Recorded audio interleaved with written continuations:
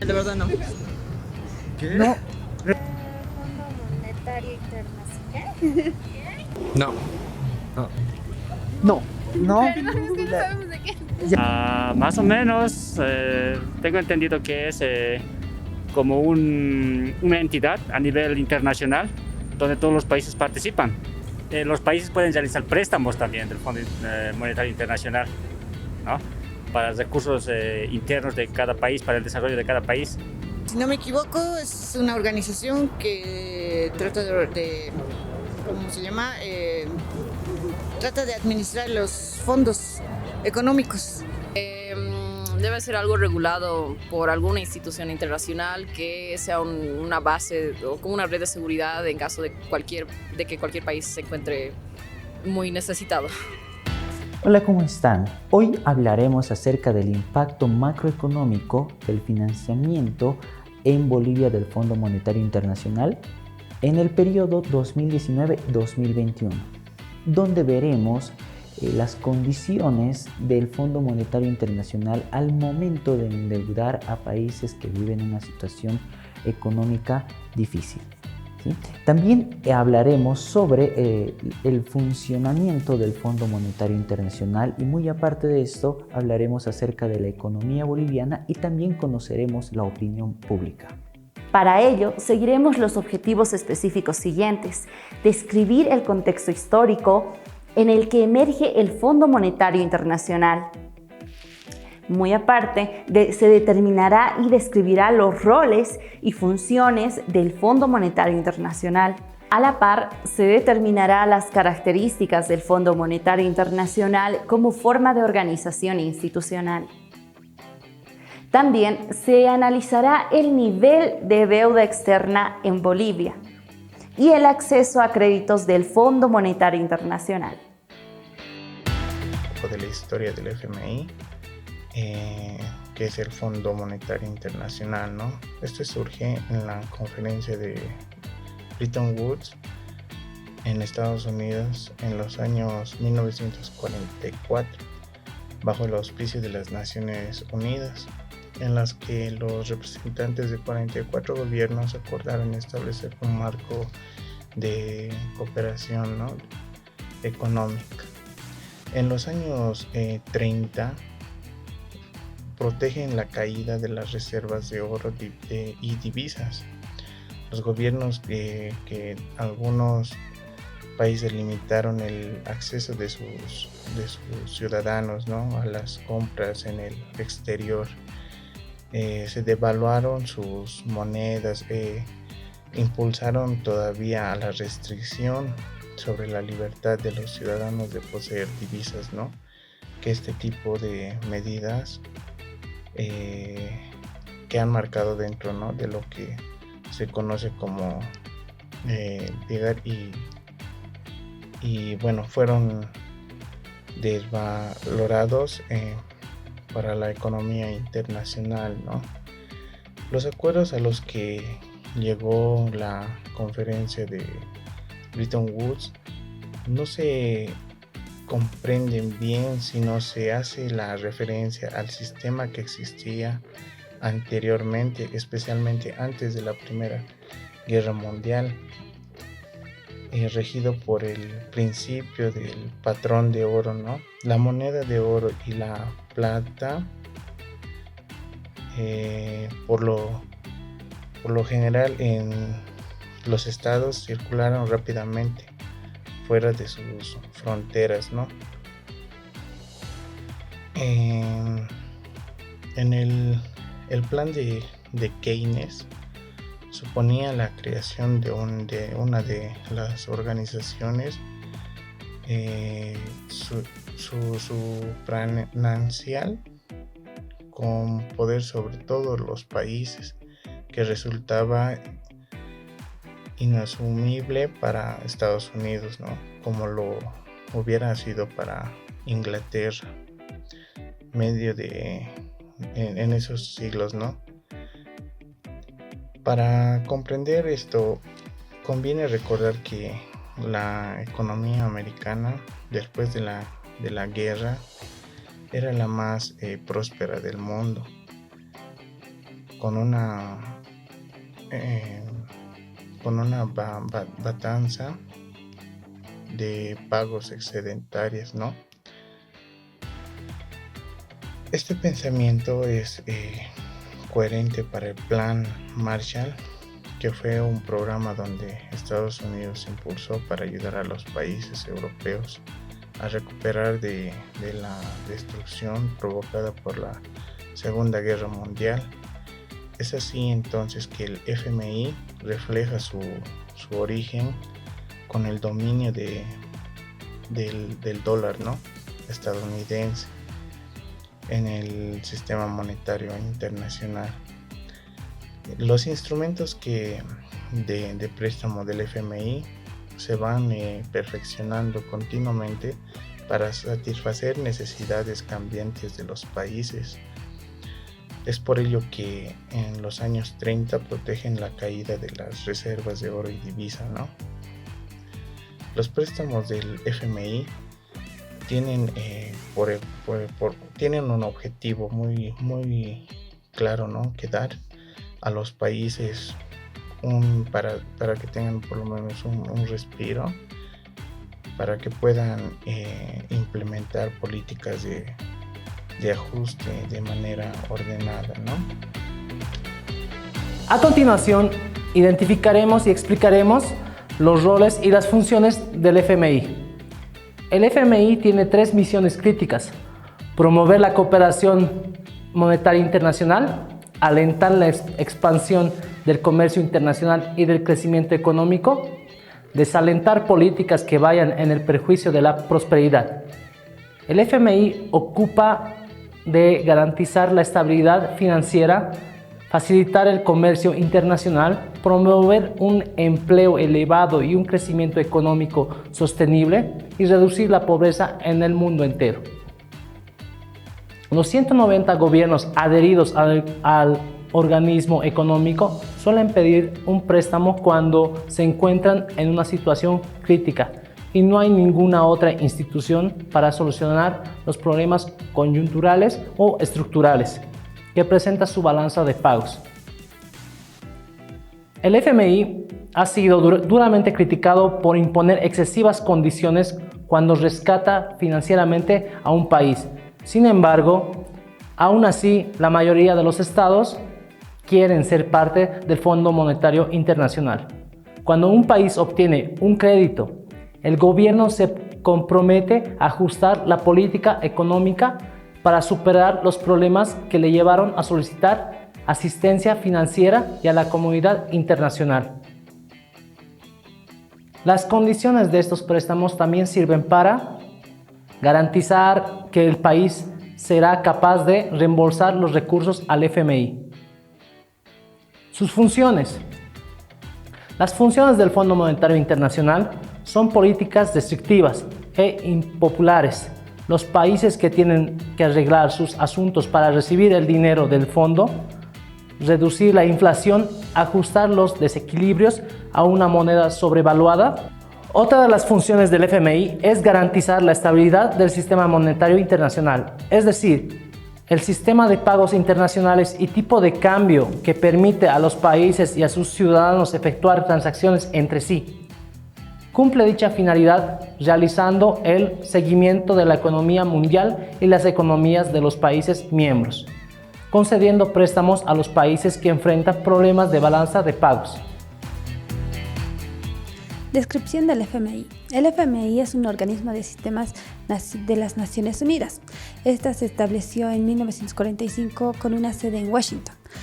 Su objetivo es el crecimiento, la prosperidad, también proporcionar estabilidad financiera y una cooperación monetaria para la productividad económica.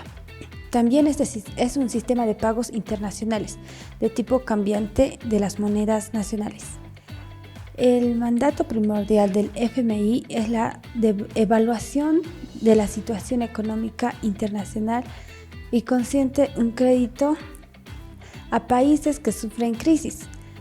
Esta ayuda que reciben del FMI es favorable para su crecimiento y crea fuentes de trabajo. También fomenta un crecimiento mundial y evita devaluaciones.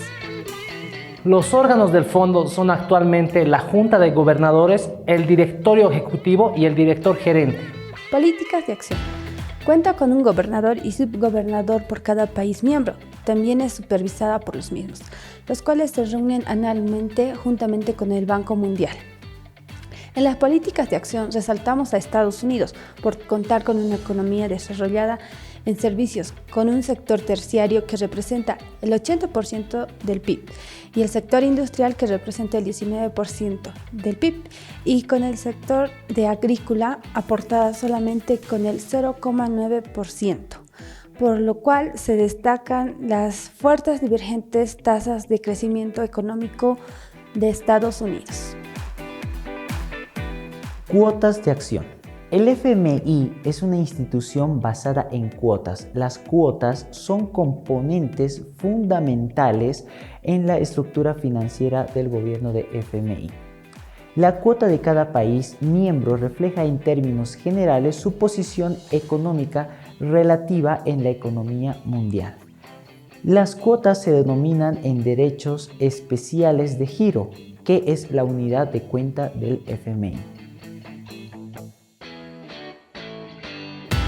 El Banco Central de Bolivia comunicó el 30 de junio del 2019 que el saldo de la deuda pública externa a mediano y largo plazo del país se mantenía sostenible, como hace 13 años, alcanzando un saldo de 10.747 millones en un porcentaje de 24.9% del PIB.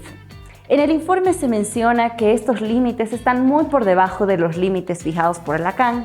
También, el Banco Central de Bolivia señala que el 31 de marzo de 2020 el saldo de la deuda pública externa alcanzó 11.321.4 millones de dólares y la gestión 2021 la deuda alcanzó a 12.536.4 millones de dólares, que representa un incremento del 3,2%, representando al 31% del PIB. Acceso a créditos del Fondo Monetario Internacional. Según el informe publicado por el Banco Central de Bolivia, describe que el financiamiento externo, de acuerdo a la política de endeudamiento público sostenible, consiste en reorientar el nuevo financiamiento a proyectos de inversión, infraestructura, proyectos productivos para estimular el crecimiento económico y obtener un retorno económico y social. Sea positivo a comparación de años anteriores, donde el FMI y el Banco Mundial servían para pagar gastos corrientes del Estado y condicionaban a políticas neoliberales.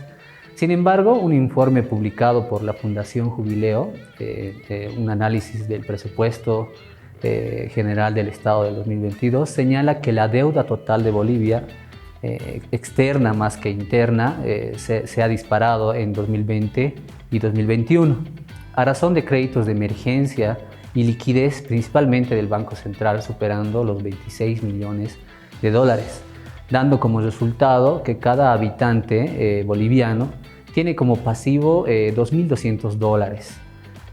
Realizando un análisis en cuanto a los datos recolectados en base a la deuda externa de Bolivia, se aprecia un creciente incremento en el endeudamiento financiero que equivaldría al 31.2% del PIB. Datos que han sido publicados en una nota de prensa de la Agencia Boliviana de Información el 25 de agosto del 2022. Este creciente endeudamiento se debe a la crisis económica a razón de la pandemia, y tiene como objetivo estimular la economía y aumentar la capacidad productiva de Bolivia. Y como bien señala en uno de los cuadros que está en el informe, aún se puede evidenciar que Bolivia está por debajo de los límites fijados por los organismos internacionales. La influencia del FMI sobre países de medianos ingresos recientemente se ha visto una reducción en la demanda de préstamos, en especial a nivel de Latinoamérica, ¿no? Donde la entidad tiene una relación con los prestamistas que no están bien claras, ¿no? Donde las reglas no están escritas en estas organizaciones. donde el Departamento del Tesoro de Estados Unidos tiene una considerable influencia en las políticas económicas de los países a los que realizan los préstamos. Es así que en América Latina sus acreedores mayoritarios, como son Brasil, Argentina, han decidido pagar toda su deuda debido a las condiciones desfavorables que exigían en la aplicación de las prácticas económicas que atenta contra los intereses de estos países. En el caso de Bolivia, de igual forma, el plan del FMI que tiene es la desdolarización de la economía o la creación de un sistema de depósitos para la privatización del resto de los bancos, donde el Estado tiene la participación mayoritaria actualmente. Estas prácticas que se realizaron durante los últimos 20 años, de acuerdos que hemos tenido con el FMI y Bolivia, han reducido desde la década de los 90, ¿no? Y desde el ingreso del gobierno socialista en 2006, esta relación es aún más distante, a tal punto que el último préstamo en 2020 que hizo el gobierno de turno y solicitó al FMI ha sido devuelto por las condiciones que estos exigían, que atentaban contra los intereses de la población, como la eliminación de la subvención a los hidrocarburos, la eliminación del aguinaldo de fin de año.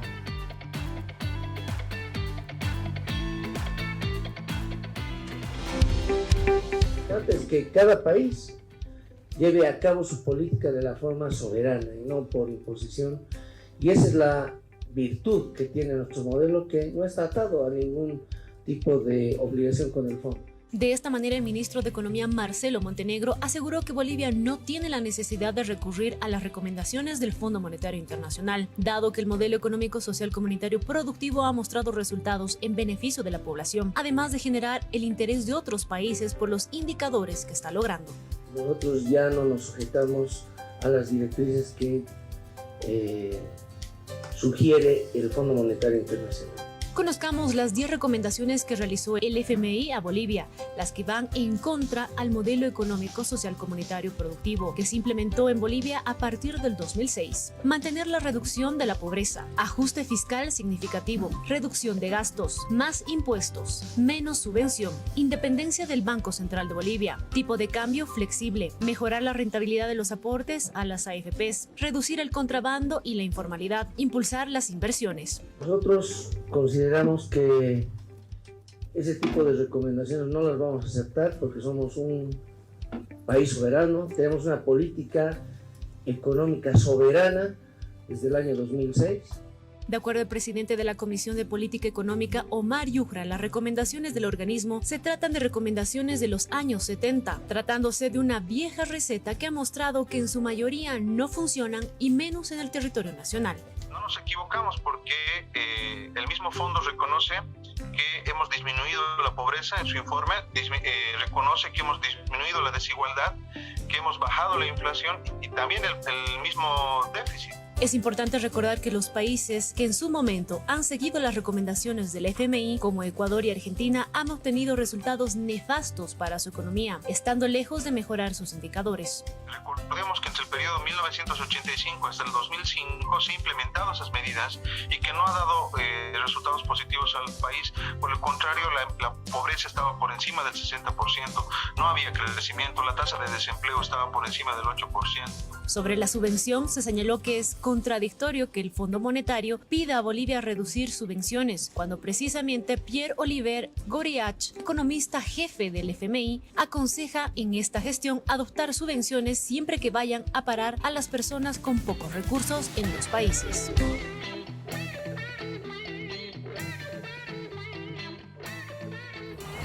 Yo creo que no tendría que endeudarse, pero el problema es que la mayoría de los países subdesarrollados los obligan a endeudarse con el Fondo Monetario Internacional porque les conviene, ¿no ven? No es un fondo hecho para ayudar a los pobres, es un fondo para ayudar a los ricos, es decir, para engordar los bolsillos de los ricos. Y por lo tanto obligan a los países subdesarrollados a endeudarse. Yo diría de que no es conveniente tomar préstamos, porque los préstamos a la larga vamos a tener no pagar nosotros, sino nuestros propios hijos, los nietos van a tener que pagar. No, porque varias, a lo que he visto y he analizado, Bolivia tiene varias deudas que pagar. No, porque afectaríamos más la economía del país. Pienso que sí, porque ayudaría bastante a los ingresos solventaría bastante a la economía boliviana, además de que se podría generar una economía circular que una vez trabajando ese dinero se puede volver a generar el mismo y pagarse sola la deuda, digamos así. Obviamente, ¿no? Cada país, no solamente Bolivia, pero siempre y cuando, cómo lo inviertan eso, en qué lo gasten. Si es en beneficio para el desarrollo del país, va a estar muy bien. Pero si es solamente para créditos, para pequeños sectores, entonces no está bien, ¿no? Por un lado, tal vez, pero por otro lado, no creo. ¿Por qué? Porque Bolivia se siente, es capaz, solamente que varias personas del gobierno creo que se los roban el dinero. Y no, pues deber no está bien. Si hubiera hambre, digamos, aquí, entonces piden un préstamo para agilizar la siembra. Si no hubiera petróleo, no tendríamos gas o petróleo, pues nos prestan dinero para comprar. No, pero después igual nos cobran, ¿no? El Fondo Monetario nos cobra. Pero sí ya se han prestado más antes a todos los gobiernos. Y cada gobierno que entra es lo mismo. Cada gobierno vive para ellos. La gente pobre es lo que más sufre, ellos no. Perfecto. Ellos tienen y a la gente más pobre les hacen pagar todos los, los impuestos, y los grandes no pagan impuestos, tienen más preferencia. Depende de dónde se ubique ese dinero. Si es que es para crear empresas dentro del país, entonces yo creo que se podría pagar. Pero si es para otros fines, entonces no, porque el país no produce, simplemente regala al exterior lo que viene a ser materia prima. Somos un país de materia prima. No producimos, digamos, por ejemplo, fundiciones. En el país no hay empresas de fundiciones grandes. Mandamos nuestros metales a Chile, a Perú, para que hagan metales. Si es que ese dinero se va a invertir en Bolivia para hacer fábricas o empresas que funcionen de una buena manera, entonces yo creo que sí, el país se recuperaría. No tendría que pagar tanto la población. Entiendo de que más préstamo, más deudor uno está. Ahora lo menos de 100 estamos, ¿no ve? Saliendo adelante con eso de la pandemia y todo eso, porque ya niña se ha prestado para robar, nada más. Según yo, ¿no? Claro. Sí, así veo, porque no ha hecho nada de provecho, nada no ha hecho. Yo creo que tenemos riqueza aquí en Bolivia, tenemos que lograr de nuestras propias riquezas todos los réditos que sacamos, no prestarnos del extranjero. Conclusiones. En el trabajo de investigación realizado, pudimos detectar que el Fondo Monetario Internacional tiene ciertas condiciones al momento de endeudar a países que están pasando por crisis económicas. Bolivia no ha sido la excepción. Al pasar por diferentes crisis económicas durante diferentes gestiones, accedió al endeudamiento del FMI. Sin embargo, en la última temporada y gestiones, Bolivia y el gobierno boliviano deciden no acceder a este endeudamiento. La razón nos la dice la opinión pública. No lo conozco, no sé exactamente qué condiciones ponen para que los países se endeuden en el Fondo Monetario Internacional. No tengo conocimiento. Tengo entendido que al igual que un banco tienen que prestar una cierta garantía de que estos puedan devolver a futuro el dinero que tienen. Exactamente así, no lo sé muy bien, pero también tiene que jugar el papel político muy importante, la parte de la ideología. Hoy en día más se está debatiendo entre el socialismo, la derecha. También esos son aspectos fundamentales que influyen de alguna manera. Pero así, digamos, los parámetros exactamente no lo conozco muy bien. Hace tiempo era cuando el gobierno, por ejemplo, siempre estaban supeditados, hacían caso al gobierno de Estados Unidos, ¿no? Porque no teníamos dinero. Lo único que capitalizaba, digamos, eran las minas, nada más. El agro no estaba bien capitalizado, tampoco no había petróleo, ¿no? Todas las transnacionales se lo llevaban. Ahora es el litio, por ejemplo. Se puede prestar para el litio, ¿no? Y hacer una buena empresa.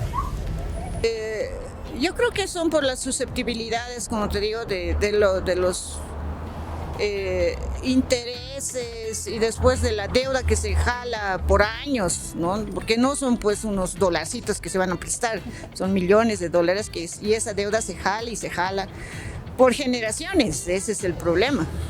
Entonces tal vez por eso es el escepticismo también, pues nada, a ningún país le gusta cargar con una deuda que va a crecer, porque lo primero que te hacen pagar son los intereses. Y los intereses no los pagas en años, los pagas en décadas. Y por lo tanto es una deuda que, como te digo, yo creo que es un fondo administrado por ricos para endeudar a los pobres. No soy político, pero yo creo que es diferencia de eso. Que no quieren parecerse o que los comparen con el gobierno de facto. Porque el gobierno solamente ve los factores macroeconómicos, pero no ve los factores microeconómicos en los cuales se mueve nuestra economía. Usted, por ejemplo, va a ver aquí, hay vendedores y un montón de cosas que están ahorita activando la economía, pero como pueden. Los grandes negocios están perdiendo gente. Yo al menos soy farmacéutico bioquímico, ¿no? Entonces vemos la disminución que hay de la gente que quiere comprar medicamentos. ¿No? Si ustedes le entran, por ejemplo, a la farmacia con decirle 20 amoxicilinas, digamos, no le alcanza. ¿Cuánto le compra? 2. ¿No es cierto? Y eso que lleva una cadena de que la persona no cumpla, su tratamiento que debe ser. ¿Por qué? Por falta de dinero. Entonces, eso es lo que el gobierno no ve, lastimosamente. Es porque el cobro del capital que se presta es bajo intereses también, ¿no? Entonces los intereses después de prestarse se van elevando hasta que nos vamos endeudando tanto que no podemos pagar. Ahora hay poco préstamo, pero hay préstamo. Pero nuestro dice que no hay déficit, ¿no? Estamos bien capitalizados todavía, no hay déficit, entonces pueden ahorita prestarse, pero después devolverlo, eso nomás. Se puede prestar para alguna necesidad, sí. En general creo que hay una mala organización, a veces creo como vivimos bajo presión, creo que colectivamente en muchos sentidos vivimos con esa presión, se toman decisiones bajo presión que luego no terminan siendo las mejores. Hay exigencias de un lado, del otro, de diferentes ideas que conflictúan y alguien que está a cargo no siempre va a tomar la mejor decisión para satisfacer a todos y muchas veces terminan solo beneficiándose a sí mismos y no hay un beneficio real en el pueblo boliviano. La condición político-económica ha sido uno de los factores importantes para que el gobierno actual decida no endeudarse del FMI. Sin embargo, contrajo deudas internas y externas financiadas por diferentes países y otras entidades financieras. Un tema controversial es la deuda que adquirió Bolivia en el periodo 2019 a causa de la pandemia durante el gobierno de Yanine Áñez. Dicho préstamo fue devuelto en el gobierno actual. Pero esto, ¿qué consecuencias trae? Intereses muy altos, ya que no se utilizó dicho préstamo. Y ello se tocará en otro tema. Pero para la gente que tiene deuda en los bancos, todo eso, a ellos no le hacen ningún el perdonazo, nada, no hay nada, ¿no? Entonces para los millonarios no hay problema, pues siguen sus fábricas, sus empresas trabajando, como dicen, como allá en Santa Cruz, igual también aquí, no solo es en Santa Cruz, ¿no se dan cuenta? Y entonces para todo eso el pobre es lo que es más afectado. Perfecto. Porque los bancos, todos ellos van a recibir igual el sueldo, todos si trabajan o no trabajan igual. ¿Y de quiénes? De los pobres. Y los pobres van a tener que sacar como sea dinero para cubrir. Tal vez que tienen un bien pequeño y por no hacerse quitar su bien pequeño, tienen que hacer todo lo posible. A ver quién es más afectado, los pobres somos afectados. Perfecto. Ahorita mismo toda la canasta familiar ya ha subido bastante. A lo que yo estoy aquí, mire, de casualidad me he quedado por el paro, porque si yo voy a seguir, me voy a quedar por las provincias, por el campo, ¿no? Entonces, por eso yo me he quedado aquí. Y aquí nomás he visto que ha subido la canasta familiar. ¿Por qué razón? Porque no entra ningún alimento, nada. Y peor pues en los otros departamentos, ¿qué dice usted, no es joven? Creo que Bolivia vive bajo una presión constante, o sea, tanto colectivamente, el ambiente general que vivimos todos, como individualmente, creo que todos viven bajo mucha presión, mucha gente para vivir el día a día, incluso quienes no, incluso así con trabajos un poco más establecidos, como profesores, yo soy profesor de inglés, vivimos bajo presión, se siente esa carencia, hay bastante carencia de trabajo, o sea, no hay oportunidades de trabajo. Todos mis amigos de mi misma edad, entre los 25, 26, 27, la están luchando bastante. Sí se siente, creo. O sea, es muy importante el dar beneficios y un ambiente cómodo laboral, y si no tienes un sueldo que te haga feliz, vas a hacer un trabajo malo, o sea, honestamente, porque solo lo haces para sobrevivir y los otros igual te están pagando lo mínimo para que sobrevivas, así que no hay una pasión y entrega a tu trabajo, y de esa forma creo que la calidad y el profesionalismo que tenemos va a bajar un poquito. Pero creo que los jóvenes estamos creando formas ingeniosas para volver industrias, entretenimiento, arte, cosas que tal vez el país no da apoyo, pero estamos encontrando formas nosotros solos.